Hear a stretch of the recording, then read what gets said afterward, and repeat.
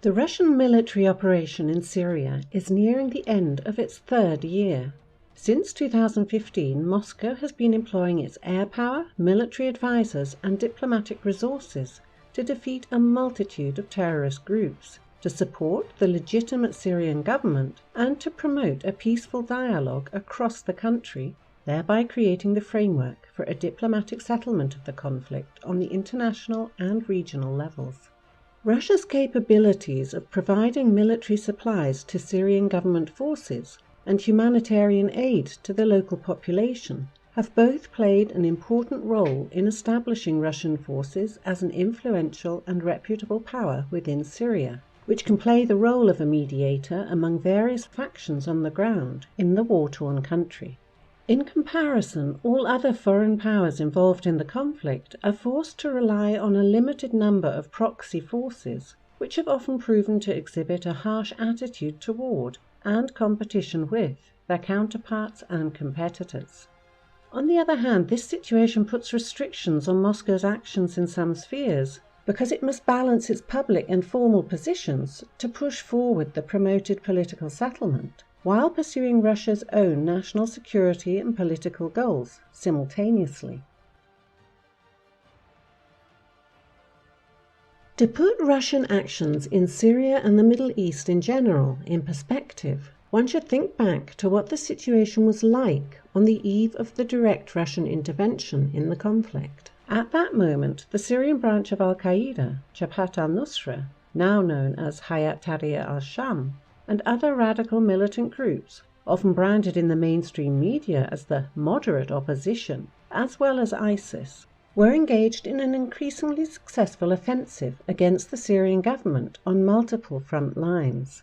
Jabhat al-Nusra and its allies were at the gates of Damascus, in control of large parts of northern, western, and southern Syria, as well as multiple areas within the government-held areas, including about half of the city of Aleppo, often described as the second Syrian capital.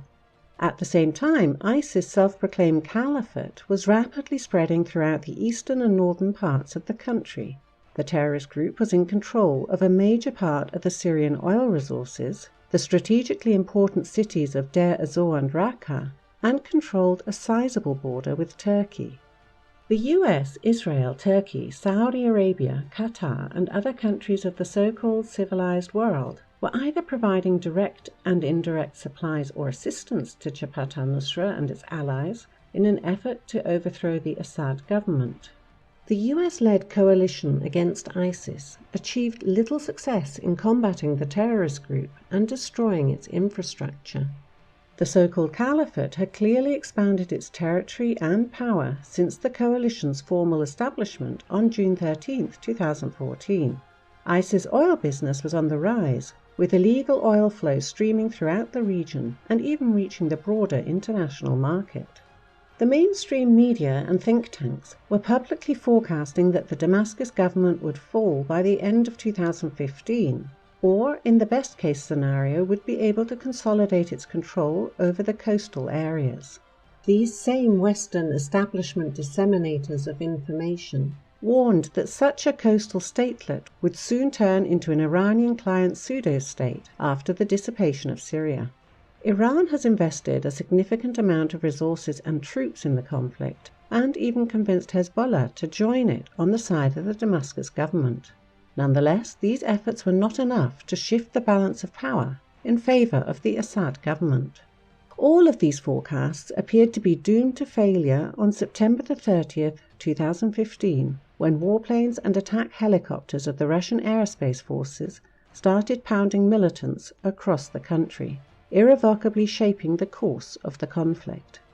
Units of the Russian Special Operations Forces arrived to direct airstrikes, to conduct reconnaissance missions, and a host of other classified missions deep behind the enemy's lines. Behind the scenes, Russian military advisors started planning and directing offensive operations and kicked off a long and complicated process of transforming the Syrian army and pro-government militias into a force capable of defeating the terrorists and liberating the country. Additionally, the Russians started expanding and fortifying their Khmeimim airbase and the naval facility in Tartus. Later, Russian military police, combat engineers, and the Navy also played an increasing role. Throughout the conflict, private military contractors entered the game, providing security to key energy infrastructure facilities in the liberated areas and serving as assault troops in some key battles. The regional power, with its economy in tatters, appeared to be capable of projecting power, providing assistance and highly professional military advice and large-scale counter-terrorism missions in a key global region approximately 1,482 nautical miles from the Black Sea Fleet based at Sevastopol, Crimea, to the Tartus naval facility in Latakia, Syria. One of the key reasons behind the Russian decision to launch its operation in Syria was the very logical concern over growing security threats from terrorist groups near Russia's southern borders, and the possibility that some powers could use terrorist groups in the larger ongoing geopolitical standoff. The Syrian-Iraqi battleground is located approximately 450 kilometers from the border of the former USSR.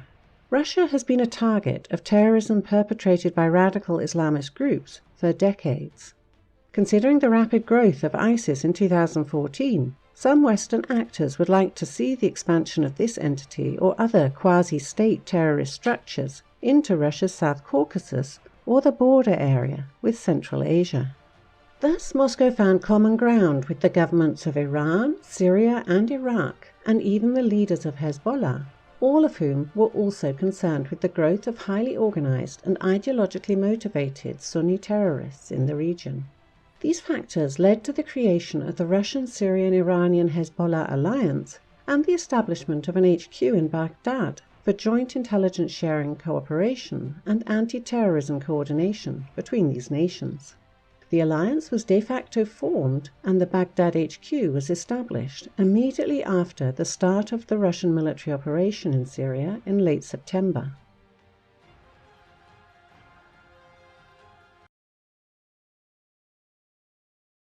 The Russian operation pursued the following goals: to defeat ISIS and other radical militant groups like Jabhat al-Nusra, to eliminate experienced members of these terrorist groups who had traveled to Syria from southern Caucasus and the Central Asian republics.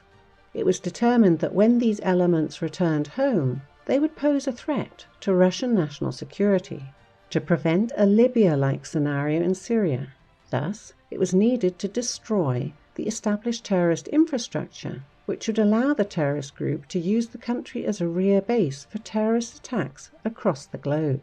to strengthen the Assad government and its military forces, to defend and promote the positions of Russia in the Middle East and in the Eastern Mediterranean, to assist the central Syrian government to remain in power and to allow it to start restoring sovereignty and law and order to the country, to create conditions on the ground under which the less radical elements of the opposition would have no choice but to join and participate in the political process, to defend and promote the interests of Russian companies in the region, to defend and promote the economic interests of the Russian states, including direct and indirect control of the transit of energy resources in the region.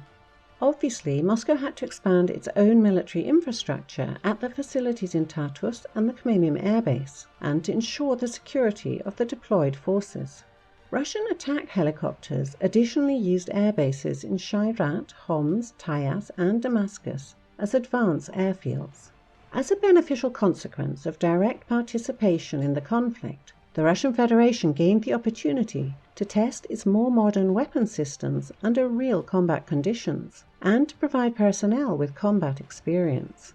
Even though Russia was employing a relatively small combined task force to achieve the aforementioned goals throughout the course of the operation, this force of soldiers, battle-hardened and educated on the modern field of battle, would provide a core cadre full of invaluable experience and leadership.